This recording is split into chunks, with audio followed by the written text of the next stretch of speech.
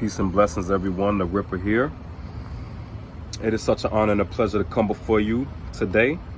By God's grace, I want to first just say I pray that you all are in uplift and that you all have abundance and everything you need and want for our future to be successful. Today's topic, I want to get right into it. I'm asking the question, are we spiritually bankrupt? We've heard about, of course, financial bankruptcy and superficial material bankruptcy. But I want us to really pay attention to this message today because this is a serious topic, especially in the time that we're living in right now with the spiritual warfare, mental warfare, and emotional warfare. So this topic again is, are we spiritually bankrupt? Are we lacking the humility to see ourselves in a way that we are spiritually bankrupt? What is your connection to the divine force? Are you in alignment? What is our role in today's time?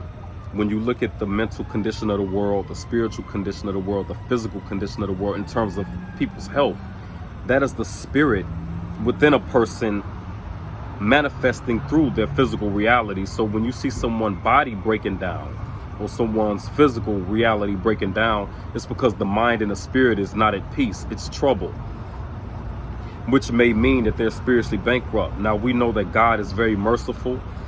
God puts us through trials and tribulations to help us to gain greater understanding of our trials. But the main thing we need to understand is humility, and we need to understand accountability.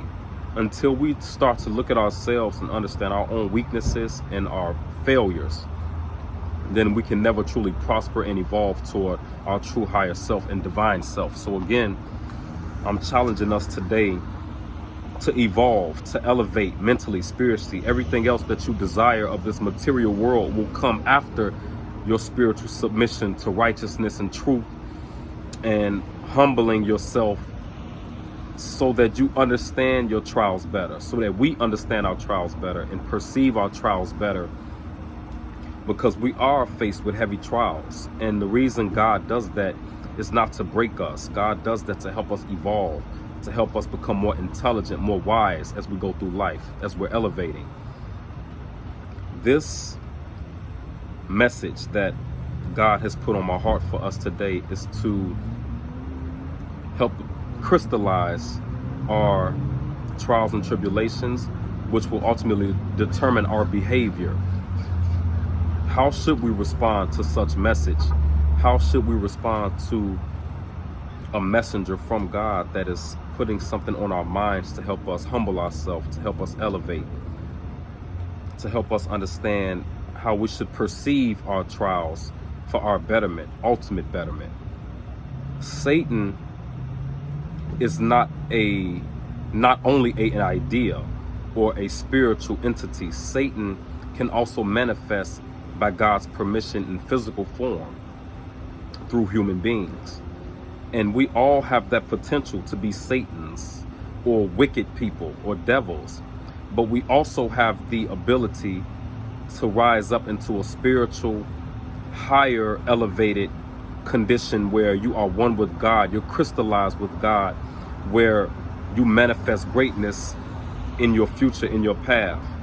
You come into a certain level of power where the world is your oyster, where you benefit from the world, and the world is not just you're breaking you down every step of the way, but the world is actually, you're using the world to help elevate you and empower you.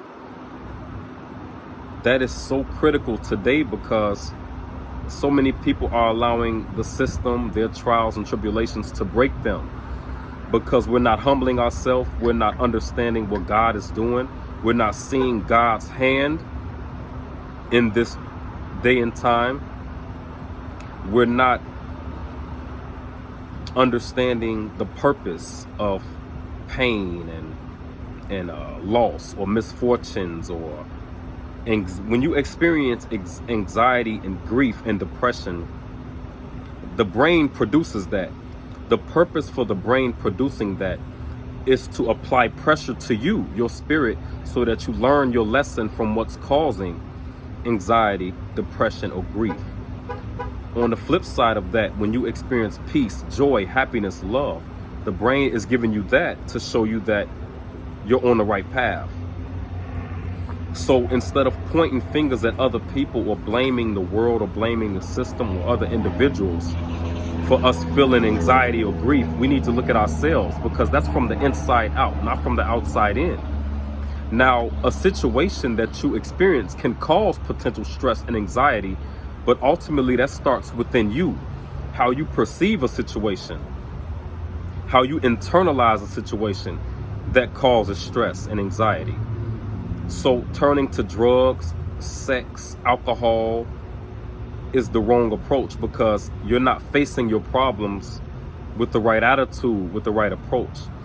You're never supposed to seek pleasure to escape your trials. You're supposed to face your trials with integrity and accountability, and face your trials head on with fearlessness and courage and faith in God that you'll overcome it and you'll be the winner and successful over that trial or situation.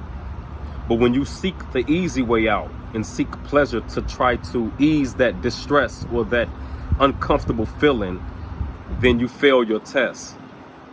And therefore, God cannot rise you up. God cannot use you. God cannot empower you. God cannot exalt you in a position where you can be a benefit to others and yourself. So this trial, or these trials that we experience, we should thank God for. We shouldn't be upset and angry and emotionally out of balance.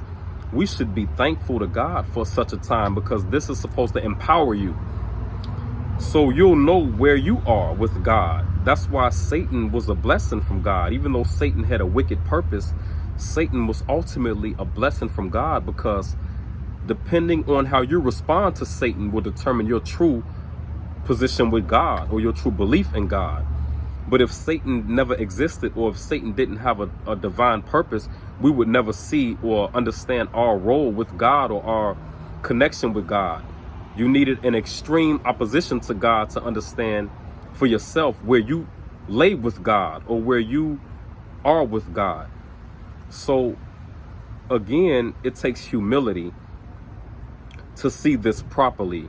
If we just look for gain or benefit or superficial growth, or if we look for something artificial to benefit from, then we have the wrong attitude, because everything that we want of this life we can manifest. God can provide it for us.